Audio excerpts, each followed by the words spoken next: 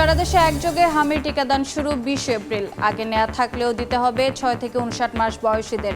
Campaign সফল হলে 45 দিনে পরিস্থিতি স্বাভাবিক হওয়ার আশা। করোনাকালে নিম্নমানের মাস্ক পিপিই সরবরাহ, স্বাস্থ্যের কেনাকাটায় 12 কোটি টাকা লোপাটের প্রমাণ পেল দুদক। সাবেক স্বাস্থ্যমন্ত্রী জাহিদ মালেক সহ জড়িত 38 কর্মকর্তা। শহরের ওপর চাপ কমাতে চট্টগ্রাম সিটিতে যুক্ত হচ্ছে 6 উপজেলা। তৈরি করা হবে 2টি স্যাটেলাইট টাউন। সেতু ফ্লাইওভারে টোল বন্ধ না হলে পরিকল্পনা ব্যর্থ হওয়ার শঙ্কা। পুরো বিশ্বের নজর এখন ইসলামাবাদে। ইরান যুক্তরাষ্ট্র শান্তি আলোচনা আজ ব্যর্থ হলে আরও বিধ্বংসী হামলা চালানোর হুমকি ট্রাম্পের। শিগগিরই হরমুজ খোলার আশা। এবং ঐতিহাসিক চন্দ্রাভিযান শেষে পৃথিবীতে ফিরলেন আর্টেমিস 2 মিশনের 4 নৌভোচারী। প্রশান্ত মহাসাগরের ক্যালিফোর্নিয়া উপকূলে সফল অবতরণ, স্বাগত জানালেন ট্রাম্প।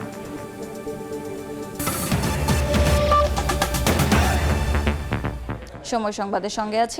হামের প্রাদুর্ভাব মোকাবিলায় উচ্চ ঝুঁকিপূর্ণ 30 উপজেলায় চলছে জরুরি টিকাদান কর্মসূচি। আর সারা দেশে একযোগে শুরু হবে 20 এপ্রিল। অসুস্থ না হলে আগে টিকা নেওয়া থাকলেও 6 থেকে 59 মাসের সব শিশুদের টিকা নেওয়ার নির্দেশনা বিশ্ব স্বাস্থ্য সংস্থার। বিশেষজ্ঞরা বলছেন, টিকা কার্যক্রম সফল হলে পরিস্থিতি স্বাভাবিক হতে সময় লাগতে পারে 1 থেকে 1.5 মাস। আরও জানাচ্ছেন মনির হোসেন।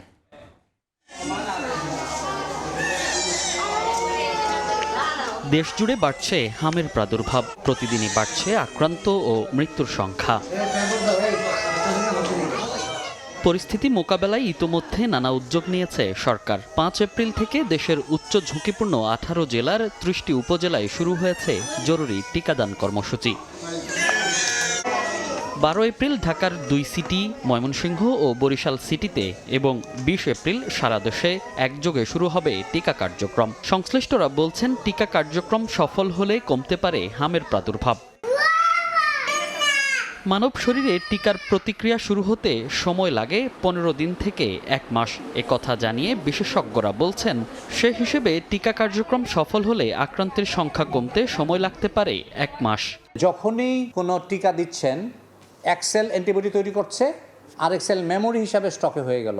ওই মেমোরি সিলটা করবে কি, দ্বিতীয় যখন আপনি টিকা দিচ্ছেন অলরেডি তৈরি হয়ে গেছে, কিন্তু তখন দ্বিতীয় টিকা দেওয়ার পর কিন্তু দ্বিতীয় ডোজ দেওয়ার পর কিন্তু অ্যান্টিবডি তৈরি হতে সময় লাগে না। সুতরাং 1 মাস টাইমের মধ্যে কিন্তু শুরু হয়ে যায় অ্যাকশন। রোগীর সংখ্যা কমে আসবে 1 মাসের মাথায়, তবে মৃত্যুর সংখ্যা কমতে আমাদের আরও 1 মাস অপেক্ষা করতে হবে। কারণ এখন যারা ইতিমধ্যেই খুব খারাপ অবস্থায় পৌঁছেছে, হাসপাতালে আছে বা হাসপাতালের বাইরে আছে, তাদেরকে সেবা দিয়ে সুস্থ করা এবং নতুন যে গুরুতর রোগীর সংখ্যা সেটা ধীরে ধীরে কমে আসবে। চলমান জরুরি ক্যাম্পেইনে টিকা নেয়া শিশুদের চলতি বছর জুনে আবার বুস্টার ডোজ নেয়ার পরামর্শ দিচ্ছেন জনস্বাস্থ্য বিশেষজ্ঞ। একটা টিকায় আংশিক প্রতিরোধ ক্ষমতা হয়, 2টো টিকা হলে সেটা পরিপূর্ণ, এমনকি শতকরা 100% প্রতিরোধ ক্ষমতা অর্জন হয়। তো এখন যে জরুরি টিকাগুলো হচ্ছে, জুন মাস থেকে সম্ভবত আবার গণটিকা দেওয়া শুরু হবে, তখন এরাও কিন্তু টিকা দিতে হবে। বিশ্ব স্বাস্থ্য সংস্থা বলছে, আগে হামের টিকা নেওয়া থাকলেও 6 মাস থেকে 59 মাসের সব শিশুদের হামের টিকা নিতে হবে। তবে যাদের জ্বর কিংবা হাসপাতালে ভর্তি, তাদের অসুস্থ অবস্থায় টিকা নেওয়া যাবে না। মনির হোসেন, সময় সংবাদ, ঢাকা। আশঙ্কাজনকভাবে বাড়ছে হাম আক্রান্ত রোগীর সংখ্যা। প্রতিদিন হামের উপসর্গ নিয়ে হাসপাতালে চিকিৎসা নিতে আসছে রোগীরা। এই মুহূর্তে বাংলাদেশ শিশু হাসপাতাল ও ইনস্টিটিউট থেকে হামের পরিস্থিতি জানাতে যুক্ত হচ্ছেন সহকর্মী রওনক নিয়ন্তা এবং লক্ষ্মীপুর সদর হাসপাতালে আছেন সহকর্মী মাজহারুল আনোয়ার টিপু। সরাসরি প্রথমে যাচ্ছি রওনকের কাছে। রওনক, সারা দেশে হামের প্রভাব যেভাবে ছড়িয়েছে তাতে বলতে হচ্ছে হামের পরিস্থিতি খুব একটা সুখকর নয়। কারণ এর প্রমাণ গত 24 ঘন্টায় আরও 4 শিশু মারা গেছে। এর মধ্যে বরিশালে 2 জন, ময়মনসিংহে 1 জন এবং সিলেটে 1 জন। স্বাস্থ্য অধিদপ্তরের তথ্য মতে গত 24 ঘন্টায় হামের উপসর্গ নিয়ে সারা দেশে 1177 জন রোগী ভর্তি হয়েছেন। এর মধ্যে 168 জনের শরীরেই হাম শনাক্ত হয়েছে। আরেকটি বিষয় জানিয়ে রাখতে চাই, সেটি নিশ্চিত হাম শনাক্তের তুলনায় কিন্তু উপসর্গ ভিত্তিক আক্রান্তের সংখ্যা বেশি। কারণ এছাড়া আরেকটি শঙ্কার বিষয়, সেটি হচ্ছে 6 মাস থেকে 5 বছর বয়সী শিশুদের আক্রান্তের সংখ্যা কিন্তু বেশি, কারণ তাদের টিকা নেওয়ার বয়স হবার আগেই আক্রান্ত হতে হচ্ছে। এবং এই বর্তমানে শিশু হাসপাতালে রয়েছে, এখানে ভর্তি আছে ৭৫ জন শিশু। গত ২৪ ঘন্টায় নতুন করে ভর্তি হয়েছে ১৬ জন এবং সুস্থ হয়ে বাড়ি ফিরে গেছেন ৯ জন। আরেকটি বিষয়ে সচেতন হওয়ার কথা বলছেন চিকিৎসকরা, সেটি হাসপাতাল থেকে আংশিক সুস্থ হয়ে বাড়ি ফেরার পর আবারও অসুস্থ হয়ে পড়ছেন অনেক শিশু এবং হাসপাতালে পর্যন্ত ভর্তি হতে হচ্ছে। চিকিৎসকরা বলছেন এর কারণ পূর্ণ সুস্থ হবার আগেই হাসপাতাল ত্যাগ এবং পরবর্তী সময়ে সঠিক যত্নের অভাবেই এটি হচ্ছে। সবশেষ বলাই যায় সচেতনতার বিকল্প নেই। হামের যে কোনো উপসর্গ দেখলেই হাসপাতালে নিয়ে যেতে হবে শিশুকে। এই মুহূর্তে লক্ষ্মীপুরে যেতে চাই, সেখানে রয়েছেন সহকর্মী মাঝারুল টিপু। লক্ষ্মীপুরে হঠাৎ করে বেড়েছে হাম রোগের প্রাদুর্ভাব। গেল ১২ দিনে লক্ষ্মীপুর জেলায় ১০৫ জন রোগী হামের উপসর্গ নিয়ে ভর্তি হয়েছেন। আক্রান্তদের মধ্যে অধিকাংশই হচ্ছেন শিশু। এই মুহূর্তে লক্ষ্মীপুর সদর হাসপাতালে গত ১২ দিনেই ভর্তি ছিল ৬৫ জন রোগী। এর মধ্যে বর্তমানে লক্ষ্মীপুর সদর হাসপাতালে হামের উপসর্গ নিয়ে ভর্তি আছেন ২৯ জন রোগী। হাম রোগীদের চিকিৎসা দেওয়ার জন্য লক্ষ্মীপুর সদর হসপিটাল ১০ শয্যা বিশিষ্ট একটি আইসোলেশন ওয়ার্ড তারা খুলেছেন। যদিও আইসোলেশন ওয়ার্ডটি ১০ শয্যা বিশিষ্ট, কিন্তু এখানে আজকে আমরা দেখেছি যে এখানে ২৯ জন রোগী কিন্তু এখানে ভর্তি আছেন। এর মধ্যে আপনাকে একটা বিষয় জানিয়ে রাখি যে ১০৫ জন রোগী হামের উপসর্গ নিয়ে লক্ষ্মীপুরে বিভিন্ন হাসপাতালে চিকিৎসা নিয়েছেন। তাদের নমুনা সংগ্রহ করে ঢাকায় পাঠানো হয়েছে। সেখান থেকে ৫ জনের হাম রোগ শনাক্ত হয়েছে বলে হাসপাতাল কর্তৃপক্ষ আমাদেরকে জানিয়েছেন। এর মধ্যে লক্ষ্মীপুর সদর উপজেলা ও পৌরসভা সহ এখানে আছেন ২ জন, কমলনগর উপজেলায় ২ জন এবং রামগঞ্জ উপজেলায় ১ জন হামের রোগী শনাক্ত হয়েছে। তো হামের যে বর্তমান যে অবস্থান, প্রতিনিয়তই কিন্তু হাসপাতাল কর্তৃপক্ষ বলছেন যে বিভিন্ন উপসর্গ নিয়ে কিন্তু আক্রান্তরা হসপিটালে আসছেন। তবে ডাক্তাররা বলছেন হামের আক্রান্ত রোগীদের নিয়ে আতঙ্কিত হওয়ার কিছু নেই। এরকম উপসর্গ দেখা দিলেই চিকিৎসকের পরামর্শ নিতে তারা বলেছেন এবং হাসপাতাল কর্তৃপক্ষ বলছেন যে তাদের কাছে পর্যাপ্ত টিকারও ব্যবস্থা আছে। এর জন্য অভিভাবকদেরকে আতঙ্কিত না হওয়ার জন্য ডাক্তার কর্তৃপক্ষ বলেছেন। আপনাকে একটা বিষয় জানিয়ে রাখি, লক্ষ্মীপুর ১৮ লাখ মানুষের বাস। এখানে লক্ষ্মীপুর সদর হাসপাতালটি ১০০ শয্যা বিশিষ্ট। যদিও এটা ২৮০ শয্যা উন্নীতকরণ করা হয়েছিল, কিন্তু ভবন সংকটের কারণে এখনো কিন্তু ২৮০ শয্যার কার্যক্রম শুরু হয়নি। যার কারণেই রোগীদেরকে মেঝেতে চিকিৎসা নিতে হচ্ছে। হামের রোগীদেরকেও আমরা দেখেছি ১০ শয্যা বিশিষ্ট হামের যে আইসোলেশন ওয়ার্ড, সেখানে এই মুহূর্তে চিকিৎসা নিচ্ছেন ২৯ জন রোগী। এ ছিল আমার কাছে লক্ষ্মীপুর সদর হাসপাতাল থেকে সর্বশেষ। সরাসরি যুক্ত ছিলাম লক্ষ্মীপুরে এবং রাজধানীর বাংলাদেশ শিশু হাসপাতালে। দীর্ঘ ৬ বছর পর করোনাকালে স্বাস্থ্য খাতে কেনাকাটায় অনিয়ম দুর্নীতির প্রমাণ পেয়েছে দুদক। সংস্থাটির দাবি ১২ কোটি ৩ লাখ টাকা লুটপাট করা হয়েছে। আর এই দুর্নীতির সঙ্গে তৎকালীন স্বাস্থ্যমন্ত্রী জাহিদ মালেক সহ স্বাস্থ্য বিভাগের ঊর্ধ্বতন ৩৮ কর্মকর্তার সংশ্লিষ্টতার প্রমাণ মিলেছে। গেল বছর কেনাকাটায় দুর্নীতি নিয়ে বিশ্বব্যাংক প্রতিবেদন জমা দিলে পুনরায় সক্রিয় হয় দুদক। তাসলিম তৌহিদের রিপোর্ট। করোনা মহামারীতে ভঙ্গুর স্বাস্থ্য ব্যবস্থার সুযোগে ভাইরাসের মতোই ছড়িয়ে পড়েছিল অনিয়ম দুর্নীতি। অন্তর্বর্তী সরকারের সময় বিশ্বব্যাংক কেনাকাটায় দুর্নীতি নিয়ে একটি তদন্ত প্রতিবেদন জমা দেয় দুদকে। যা নিয়ে সময় সংবাদ প্রতিবেদন প্রকাশের পর অনুসন্ধানের নামে সংস্থাটি। সেখানে বলা হয় ২০২০ সালের এপ্রিলে বিশ্বব্যাংক ও বাংলাদেশ যৌথভাবে কোভিড-১৯ মোকাবেলায় $৬০০ মিলিয়ন চুক্তি করে।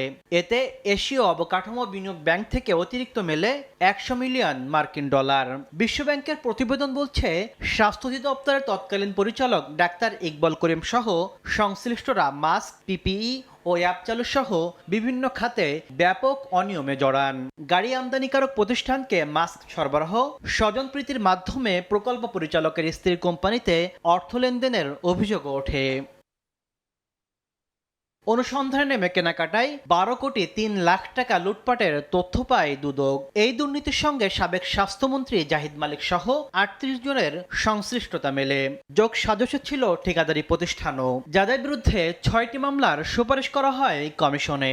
অনুসন্ধানকারী কর্মকর্তাগণ প্রাথমিক সত্যতা পেয়ে মামলার সুপারিশ করেই তাদের অনুসন্ধান প্রতিবেদন দাখিল করেছেন। অনিয়মের যে বিষয়গুলো ছিল সেটা নিম্নমানের কোভিড সামগ্রী ক্রয় সংক্রান্ত এবং অভিযোগ ছিল যে শত শত কোটি টাকা আত্মসাতের।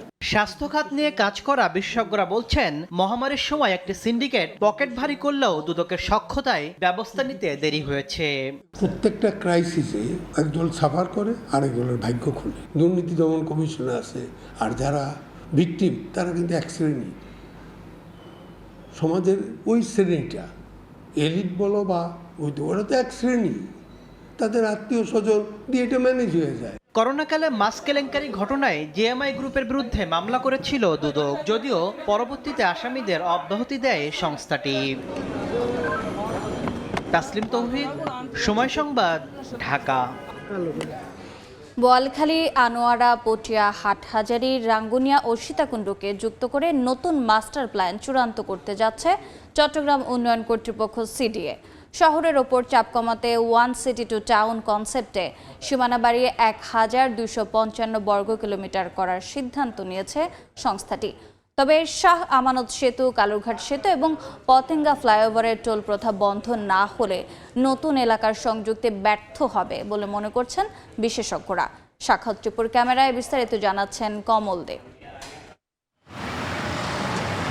চট্টগ্রাম সিটি কর্পোরেশনের অধিভুক্ত 170 বর্গ কিলোমিটারের বাইরে গিয়ে প্রথমবারের মতো উত্তর চট্টগ্রামের সীতাকুণ্ডের বাঁশবাড়িয়া, হাটহাজারীর ফতেহাবাদ কাটিরহাট, রাঙ্গুনিয়ার কাপ্তাই গৌডন, দক্ষিণ চট্টগ্রামের বোয়ালখালী, পটিয়া এবং আনোয়ারাকে নিজেদের সীমানায় আনার পরিকল্পনা অনেকটা চূড়ান্ত করেছে চট্টগ্রাম উন্নয়ন কর্তৃপক্ষ সিডিএ।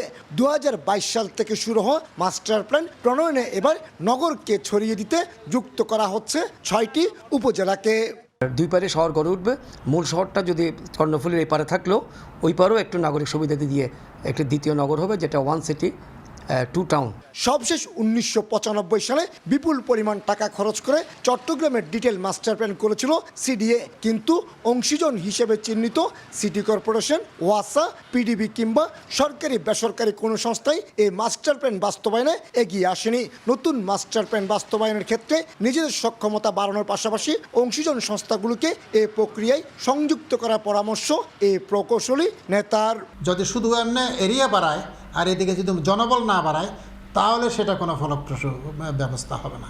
এটাকে ফলপ্রসূ করতে গেলে তার ক্যাপাসিটিকে বাড়াতে হবে। মাস্টার প্ল্যানের প্রাথমিক পরিকল্পনা অনুযায়ী উত্তর এবং দক্ষিণ চট্টগ্রামে নাগরিক সুযোগ সুবিধা সম্বলিত 2টি স্যাটেলাইট টাউন গড়ে তোলা হবে। একই সঙ্গে থাকবে শিল্প কারখানা গড়ে তোলার আলাদা প্রকল্প। তবে পাহাড় নদীর এই চট্টগ্রামে পরিবেশ অক্ষুণ্ণ রেখে স্যাটেলাইট টাউন গড়ে তোলাই এখন বড় চ্যালেঞ্জ। শহর কেন্দ্রিক যদি হয় তাহলে কিন্তু হবে না, ওই সমস্ত জায়গার মানুষ এই জায়গায় আসবে না। তো সুতরাং তাদেরকেও সেই সমস্ত ফ্যাসিলিটিস দিয়ে ওই সমস্ত জায়গায় তৈরি করতে হবে। চট্টগ্রাম শহরের অভ্যন্তরে চলাচলের জন্য যেমন শহীদ ওয়াসিম ফ্লাইওভারে টোল দিতে হয়, তেমনি জেলার আনোয়ারা যেতে পতেঙ্গা টানেল, পটিয়া যেতে শাহ আমানত সেতু এবং বোয়ালখালীতে দিতে হয় কালুরঘাট সেতুর টোল। আর এই উপজেলাগুলোকে সংযুক্ত হচ্ছে চট্টগ্রাম উন্নয়ন কর্তৃপক্ষের মাস্টার প্ল্যানে।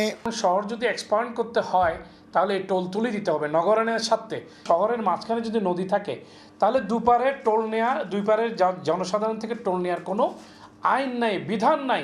4 বছর ধরে 70 জন সদস্যের সমন্বয়ে চলা এই মাস্টার প্ল্যান প্রণয়নের কাজ অনেকটা শেষের পথে। চট্টগ্রাম প্রকৌশল বিশ্ববিদ্যালয় থেকে ব্যাটিং চূড়ান্ত হলে চলতি বছরের ডিসেম্বরের আগে অনুমোদনের জন্য পাঠানো হবে এই মাস্টার প্ল্যান। কমল দে, সময় সংবাদ, চট্টগ্রাম। জ্বালানি তেলের সংকটে আজও রাজধানীর পাম্পগুলোতে যানবাহনের দীর্ঘ লাইন। বিস্তারিত জানাতে এই মুহূর্তে রাজধানীর পরিবাগে আছেন সহকর্মী সাইফুল ইসলাম এবং নওগাঁর বাইপাস এলাকার পাম্পে আছেন সহকর্মী এমআর রকি। শুরুতে প্রথমে যাচ্ছি সাইফুলের কাছে। সাইফুল, একদিকে কাঠফাটা রোদ, যেখানে তীব্র গরম, আর এই তীব্র গরম উপেক্ষা করে আমরা দেখতে পেয়েছি যে রাজধানীর বিভিন্ন ফিলিং স্টেশনগুলোতে মানুষে দুর্ভোগ। আসলে এই দুর্ভোগের পরিস্থিতিটা আমরা একটু যদি ক্যামেরায় দেখাই, যে দুর্ভোগ শেষ হয়েছে এটা বলা যায় শুধুমাত্র তাদের জন্য যারা পাম্পের সিরিয়ালের সামনে আছে, আর অন্যদিক থেকে পিছনের সাইডে যে মানুষগুলি আছে তাদের দুর্ভোগের কথা যদি আমরা বলি, কেউ অপেক্ষা করছেন রাত 3টা থেকে, আবার কেউ এসেছেন ভোর 4টা। শুধুমাত্র এই পরিস্থিতিতে প্রাইভেট কার চালকদের, অন্যদিক থেকে যদি আমরা বাইকারদের কথা বলি, তারা ভোর 6টা বা 7টা থেকে এসে সিরিয়ালে ধরেছেন একটু মাত্র তেল। আর এই তেলের নামকরণ তারা করেছেন সোনার হরিণ। এই সোনার হরিণ যার কাছে মিলছে তার গুটি গুটি পায়ের মতো করে 2 চাকা বা 4 চাকার গাড়িটি চলছে রাস্তায়, না এই তেল ছাড়াই রাস্তায় চলতে পারবে না। তবে এখানকার যে লোকজন আছেন তারা বলছেন যে এই যে তীব্র গরম উপেক্ষা করে তারা দাঁড়িয়ে আছেন শুধুমাত্র একটু তেলের জন্য। এই তেল পেলে তাদের এই যে দৈনন্দিন যে কার্যক্রম, তাদের যে দৈনন্দিন কার্যক্রমের পাশাপাশি তাদের যে অফিসের কাজ বা আনুষঙ্গিক সব রকমের যে সমস্ত কাজগুলি দৈনিক তারা করে থাকেন সেগুলি তারা অ্যাক্টিভ হতে পারবেন। সর্বোপরি বলা যায় যে এই যে দীর্ঘ সিরিয়াল, না বিশ্বাস অবস্থা মানুষের, এ থেকে কিন্তু মুক্তি চান সরকার, দ্রুতই কোনো না কোনো পদক্ষেপ নেবেন এই আশায় কিন্তু এখানকার চালকদের। এই ছিল আমার কাছ থেকে রাজধানীর পরিস্থিতি। তেলের পরবর্তী পরিস্থিতি জানতে রাজধানীর বাইরে আছেন আমাদের সহকর্মী নওগাঁয় এমআর রকি, যাচ্ছি তার কাছে। চোখে মুখে ক্লান্তি, সেই সাথে শঙ্কা কখন তেল শেষ হয়ে যায়। আসলে দীর্ঘ লাইন, 700-র অধিক মোটর বাইকের এই দীর্ঘ লাইন ভোর রাত থেকে অপেক্ষা করছেন তেল সংগ্রহের জন্য। এবং আমরা দেখছিলাম এখানে যে ফিলিং স্টেশনে তেল দেওয়া হচ্ছে, 3500 লিটার তেল দেওয়া হবে। ভোর থেকে এই তেল প্রক্রিয়াটি শুরু হয়েছে, যে কোনো মুহূর্তে শেষ হয়ে যেতে পারে। এই শঙ্কার মাঝেই কিন্তু দীর্ঘ লাইনে একটা প্রতীক্ষা। এবং আমরা দেখছি প্রতিনিয়তই কিন্তু যেখানেই তেল দেওয়ার এরকম খবর মিলছে, এই পাম্পগুলোতে তেল দেওয়ার খবর আসছে, সেখানেই এরকম একাধিক মোটর বাইকের এই লাইন দীর্ঘ হচ্ছে। এবং প্রতিনিয়ত এই লাইনের যে বিষয়টি বরাবরই বলা হচ্ছে যে আসলে যারা তেল সংগ্রহ করছেন, এই তেল সংগ্রহকারীদের মধ্যে বেশিরভাগ ক্ষেত্রে কিন্তু একটা অসাধু চক্র তৈরি হয়েছে, যারা তেল বিক্রি করা হচ্ছে। এবং জেলায় তেলের যে চাহিদা রয়েছে, চাহিদার বিপরীতে 56টি ফিলিং স্টেশন রয়েছে, প্রতিদিন 5 থেকে 6টি পাম্পে তেল দেওয়া হচ্ছে। বাকি পাম্পগুলো বন্ধ থাকার কারণেই এক ধরনের এই সংকট। সেই সাথে এই সংকটের মাঝে নতুন করে আরেকটি অভিযোগ বরাবরই আসছে যে তেল সংগ্রহ করে প্রান্তিক পর্যায়ে 300 থেকে 350 টাকা লিটারে বিক্রি করা হচ্ছে। আসলে প্রশাসনের পক্ষ থেকে একটা নজরদারির মাধ্যমে এই অসাধু প্রক্রিয়াটি বন্ধ করার জন্য তারাও চেষ্টা করছেন। তবে এই চেষ্টাটা অনেক ক্ষেত্রে বিফলে যাওয়ার কথাই বলছেন ভোক্তারা। কারণ যে ক্ষেত্রে তেল সরবরাহ করা হচ্ছে, এই তেলগুলো কিন্তু প্রান্তিক বাজারে একটা চক্রের মাধ্যমে বেহাত হওয়ার কথাই বলছেন। এবং এই চাহিদার বিপরীতে যেহেতু কম থাকছে, প্রতিনিয়ত এই সংখ্যা। এবং আমরা এখানকার ফিলিং স্টেশন কর্তৃপক্ষের দিক থেকে যে বার্তাটি পাচ্ছিলাম, তারা বলছেন জেলায় আসলে এই সময় বুড়ো মৌসুম, চাষাবাদ চলছে, ডিজেলের একটা বড় চাহিদা রয়েছে, পেট্রোলের একটা চাহিদা রয়েছে। এই চাহিদাগুলোর বিপরীতে তারা তাদের তেলের বাড়তি একটা চাহিদা তারা এখানে দাবি করছেন, কিন্তু সেই চাহিদা অনুযায়ী একদিকে পাম্পে তেল পাচ্ছেন না, এই না পাওয়ার একটা সংকট রয়েছে। সেই সাথে প্রশাসনের নজরদারির এক ধরনের চোরা কারবারি তেল বাজারজাত হচ্ছে। এই সংকটই কিন্তু সার্বিকভাবে এই তেলের সংকটকে আরো বেশি ঘনীভূত করেছে, আরো বেশি সংকট তৈরি করছে, এমন অভিযোগ কিন্তু ভোক্তাদের দিক থেকে জানানো হচ্ছে। এই ছিল সার্বিক নওগাঁর তেলের সংকট, তেল বেচে কেনার খবর আমার কাছে। সরাসরি যুক্ত ছিলাম নওগাঁ এবং রাজধানীর পরিবাগে। সময় সংবাদে আরও থাকছে। রোহিঙ্গাদের টার্গেট করে সক্রিয় মানব পাচার চক্র। সাগরপথে মালয়েশিয়া যাত্রার মাঝপথে জিম্মি করে অর্থ আদায়। 5 মাসে উদ্ধার 335, কাউন্সেলিংয়ে জোর এপিবিএন-এর।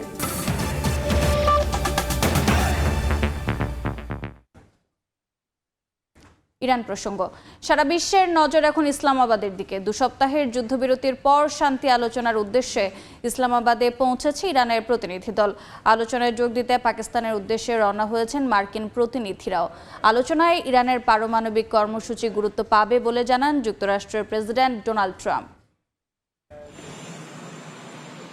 শান্তি আলোচনায় অংশ নিতে ইসলামাবাদে পৌঁছেছে ইরানের উচ্চ পর্যায়ের প্রতিনিধি দল। স্থানীয় সময় শুক্রবার রাতে সেখানে পৌঁছান তারা। ইরানের পার্লামেন্ট স্পিকার মোহাম্মদ বাগের গালিবাফের নেতৃত্বে প্রতিনিধি দলে রয়েছেন ইরানের পররাষ্ট্রমন্ত্রী আব্বাস আরাকচি, সুপ্রিম ন্যাশনাল কাউন্সিলের সেক্রেটারি মোহাম্মদ বাকের জুলকাদর, ডিফেন্স কাউন্সিলের সেক্রেটারি আলী আকবর আহমাদিয়ান, কেন্দ্রীয় ব্যাংকের গভর্নর আব্দুল নাসের হুনমাতি সহ কয়েকজন আইন প্রণেতা। ইসলামাবাদে পৌঁছানোর পর তাদেরকে স্বাগত জানান পাকিস্তানের উপপ্রধানমন্ত্রী ও পররাষ্ট্রমন্ত্রী ইসহাক দার।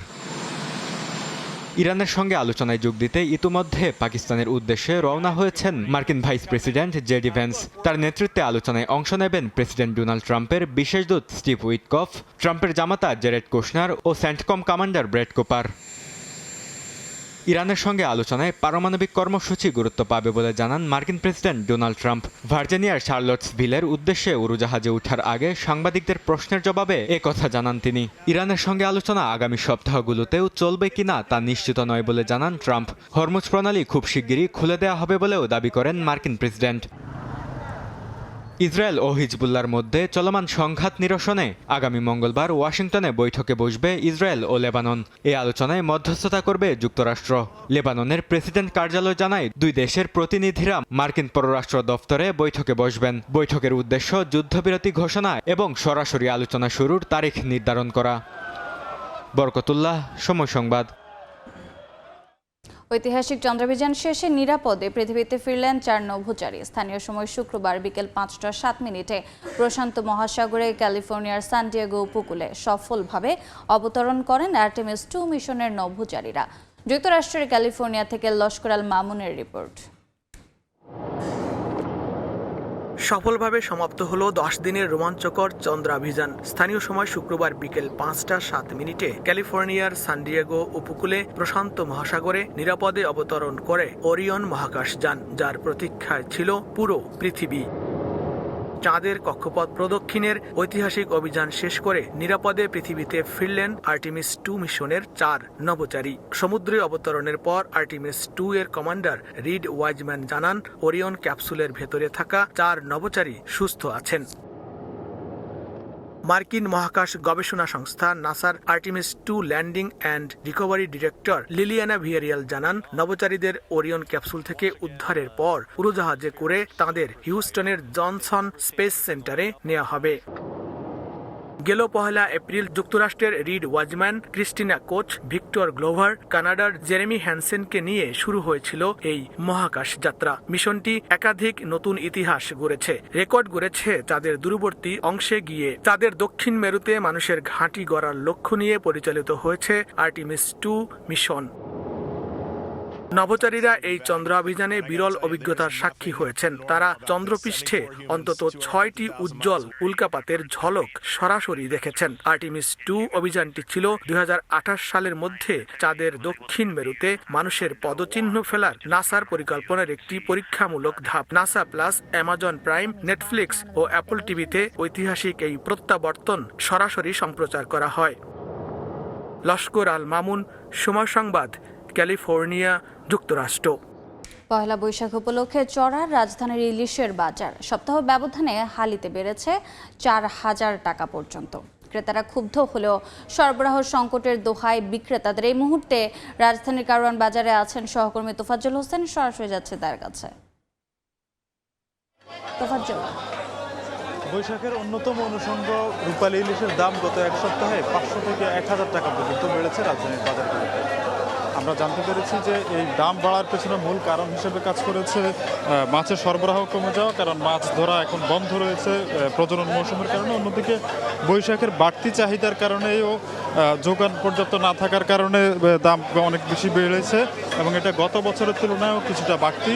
এবং ক্রেতারা বলছেন যে এই বাড়তি দাম এবং মাছের যে প্রজনন মৌসুম, সেই প্রজনন মৌসুমে মাছ ধরা বন্ধ থাকা এবং বাড়তি চাহিদার কারণে যে কথা বলছেন বিক্রেতারা, সেটি যেন অযৌক্তিক পর্যায়ে দাম বৃদ্ধি না হয় সেদিকে সরকারের নজর দেওয়ার কথা বলছেন। আমরা বাজার ঘুরে দেখেছি যে মিয়ানমার থেকে যে কোল্ড স্টোরেজের যে ইলিশ আসে বাংলাদেশে, সেই ইলিশগুলোর দাম কিছুটা কম রয়েছে, 2000 থেকে 2200-2400 টাকা পর্যন্ত বিক্রি হচ্ছে। অন্যদিকে যে নদীর যে ইলিশ মাছ, যে সুস্বাদু ইলিশ হিসাবে পরিচিত রূপালী ইলিশ, সেই ইলিশের দাম অনেক বেশি। এখানে আমরা দেখতে পেয়েছি 1 কেজি ওজনের একটি ইলিশ মাছের দাম 3800 থেকে 4000 টাকা পর্যন্ত বিক্রি হতে। এবং যে সমুদ্রের যে মাছ রয়েছে, যেমন আমাদের চট্টগ্রাম এবং কক্সবাজার থেকে যে মাছগুলো আসে, যে ইলিশগুলো আসে, সেই ইলিশগুলো 2800 থেকে 3000 টাকা পর্যন্ত বিক্রি হচ্ছে। অন্যদিকে এই যে বৈশাখ উপলক্ষে যে বাড়তি চাহিদা এবং পান্তা ইলিশ, রূপালী ইলিশের যে একটা চাহিদা রয়েছে, সেই চাহিদার ব্যাপারটা মাথায় রেখে হচ্ছে ক্রেতারা এখানে কিনতে আসছেন। কিন্তু কিনতে এসে যখন দেখতে পাচ্ছেন যে দাম অনেক বাড়তি, তখন অনেকে হতাশ হয়ে ফিরে যেতেও দেখেছি আমরা। এবং এই দাম বাড়তিটা যাতে না হয় সেদিকে সরকারের নজরদারির কথা বলছেন ক্রেতারা। অন্যদিকে বিক্রেতারা বলছেন বৈশাখের পরে যখন চাহিদা কমে যাবে তখন দাম আরও কমবে, কারণ বৈশাখের এক সপ্তাহ আগেও এই দাম অনেক কম ছিল, কিন্তু বৈশাখের এক সপ্তাহের মধ্যে এই দামটা 1000 টাকা পর্যন্ত বেড়েছে। কোনো কোনো দোকানে এর চেয়ে বেশি বাড়তে দেখেছি আমরা। অন্যদিকে যে আমাদের প্রজনন মৌসুম চলছে, সেই প্রজনন মৌসুমের কারণে ইলিশ ধরার উপর নিষেধাজ্ঞা রয়েছে। এই ছিল রাজধানীর কারওয়ান বাজার থেকে আমার কাছে ইলিশের সর্বশেষ। সরাসরি যুক্ত ছিলাম রাজধানীর কারওয়ান বাজারে। সময় সংবাদে আরও থাকছে। লা লিগার শিরোপা রেস থেকে ছিটকে গেল রিয়াল মাদ্রিদ। মায়োর্কার পর এবার জিরোনা বাধা পেরোতে পারল না লস ব্ল্যাঙ্কোরা। ম্যাচ ড্র 1-1 গোলে। কক্সবাজারে রোহিঙ্গা ক্যাম্পে সক্রিয় মানব পাচার চক্র। উন্নত জীবনের প্রলোভনে মালয়েশিয়া নেয়ার কথা বলে জোগাড় করছে তরুণ তরুণীদের। সাগরপথে ঝুঁকিপূর্ণ যাত্রার মাঝপথে জিম্মি করে হাতিয়ে নিচ্ছে বিপুল অর্থ। সংশ্লিষ্টরা জানান, শরণার্থীর জীবন থেকে মুক্তির আশায় ঝুঁকি নিচ্ছেন অনেকে। উদ্ধার হওয়ার পর তাদেরকে ক্যাম্পে ফিরিয়ে এনে কাউন্সেলিং করা হচ্ছে। বিস্তারিত জানাচ্ছেন সুজাউদ্দিন রুবেল।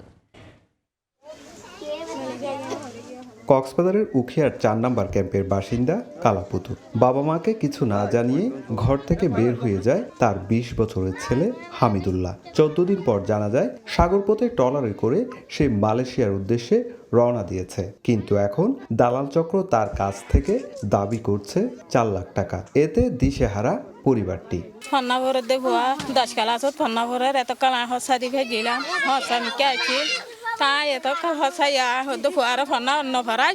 একই চিত্র শুধু কালাপুতুর পরিবারেই নয়, খায়রুল বশর ও নূরহাবার সন্তানরাও সাগরপথে মালয়েশিয়া যাওয়ার পর দালালদের হাতে আটক রয়েছে।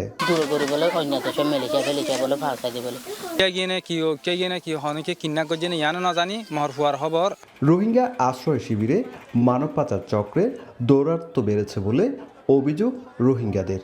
এদিকে প্রলোভন ও উন্নত জীবনের আশায় অনেকেই ঝুঁকি নিয়ে সাগরপথে মালয়েশিয়ার উদ্দেশ্যে পাড়ি দিচ্ছে বলে জানান সংশ্লিষ্টরা। আমরা তাদেরকে কাউন্সিলিং করি এবং আইনগতভাবে তাদের তারা যদি কারোর বিরুদ্ধে কোনো অভিযোগ করে আমরা সেই বিষয়ে ব্যবস্থা নিই। বাইরের যে মানবিক সহায়তা কার্যক্রম সেটি গুটিয়ে ফেলেছেন। তারপর আমরা ধন্যবাদ জানাই যে এখন পর্যন্ত মার্কিন যুক্তরাষ্ট্র এখানে সাহায্য করে আসছে, যদিও আগের মতো না। গত 5 মাসে সাগরপথে মালয়েশিয়া যাওয়ার সময় কক্সবাজার থেকে 335 জনকে উদ্ধার করেছে কোস্টগার্ড। একই সময়ে মানব পাচারের সঙ্গে জড়িত 30 জনকে আটক করা হয়েছে। সুজাউদ্দিন রুবেল, সময় সংবাদ, কক্সবাজার। সময় সংবাদ। চট্টগ্রামের কর্ণফুলীতে ব্যবসায়ীকে পিটিয়ে ও মাথায় ইট দিয়ে আঘাত করে হত্যার অভিযোগ উঠেছে। শুক্রবার রাত 9টার দিকে মজ্জারটেক এলাকায় এ ঘটনা ঘটে। স্থানীয়রা জানান, নগরের রিয়াজউদ্দিন বাজারে নিহত দিদারুল আলমের দোকানে চাকরি করতেন তৈয়ব। আর্থিক লেনদেন নিয়ে দুজনের মধ্যে দীর্ঘদিন ধরে বিরোধ চলছিল। রাতে দিদারুল বাড়ির কাজ শেষে বাসায় ফিরছিলেন। পথে ওঁত পেতে থাকা তৈয়ব তার উপর হামলা চালান। পরে তৈয়বকে ধরে পুলিশের সোপর্দ করেন স্থানীয়রা।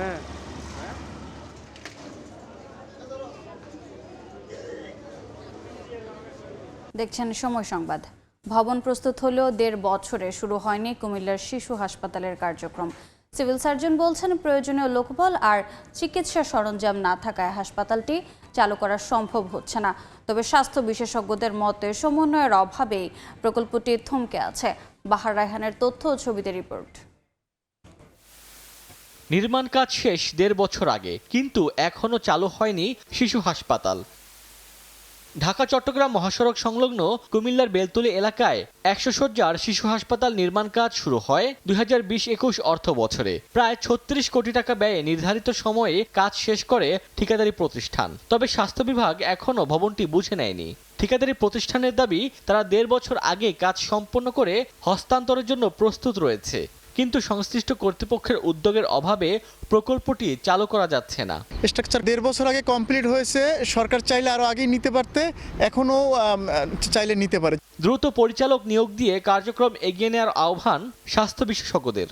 কার্যক্রম শুরু না করে যে এই 1.5 বছর ধরে যেটা আটকে রইল এবং এর মধ্যে বিল্ডিংটা নষ্ট হয়ে যেতে পারে, এর জন্য কাকে দায়ী করা হবে? সবচেয়ে প্রথম প্রয়োজন একটা তত্ত্বাবধায়ক নিয়োগ দেয়া, তারপরে এই তত্ত্বাবধায়ক অ্যাসেসমেন্ট করবে তার কি কি জিনিস লাগবে। এ বিষয়ে জানতে চাইলে বর্তমান সিভিল সার্জন বলেন, প্রয়োজনীয় লোকবল আর চিকিৎসা সরঞ্জাম না থাকায় হাসপাতালটি চালু করা সম্ভব হচ্ছে না। জনবল পাওয়া সাপেক্ষে, আসবাবপত্র পাওয়া এবং যন্ত্রপাতি পাওয়া সাপেক্ষে সেটা আমরা চালু করতে পারবো ইনশাল্লাহ।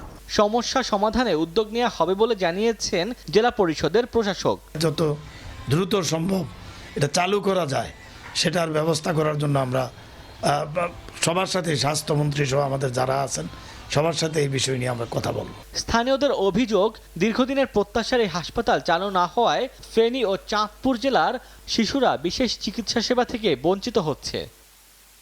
সময় সংবাদ, কুমিল্লা। সংবাদ এবারে খেলার খবর। চ্যাম্পিয়ন্স লিগের পর লা লিগায় হতাশার সঙ্গী হলো রিয়াল মাদ্রিদের। সহজ প্রতিপক্ষ জিরোনার বিপক্ষে ড্র করে লিগ শিরোপা জয়ের পথে বড় হোঁচট খেল লস ব্ল্যাঙ্কোস। সান্টিয়াগো বার্নাব্যুতে ম্যাচের শুরু থেকে বল নিজেদের দখলে রেখে আক্রমণ চালালেও প্রথমার্ধে গোল শূন্য থেকেই বিরতিতে যায় রিয়াল।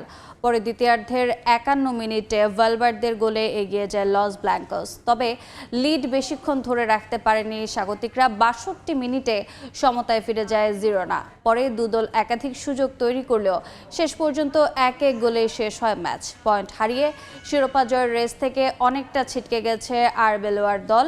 31 ম্যাচে রিয়ালের পয়েন্ট এখন 70। এক ম্যাচে কম খেলে তাদের 6 পয়েন্টে এগিয়ে বার্সেলোনা।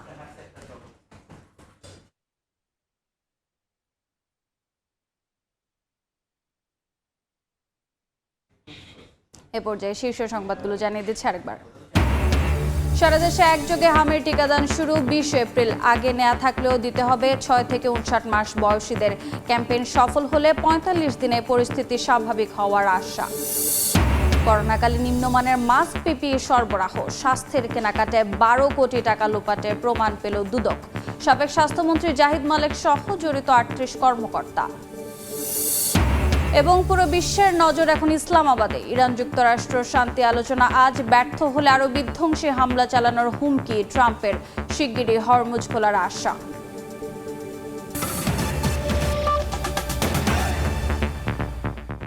এ ছিল সকাল 10টার সময় সংবাদে। এরপর এ সময়ের বাণিজ্য নিয়ে সঙ্গে থাকবেন মালিহা সৌরাওয়ার্দী। ধন্যবাদ রোজা। এ সময়ের বাণিজ্য নিয়ে আসছে কিছুক্ষণ পর, সঙ্গে থাকুন সময়ের।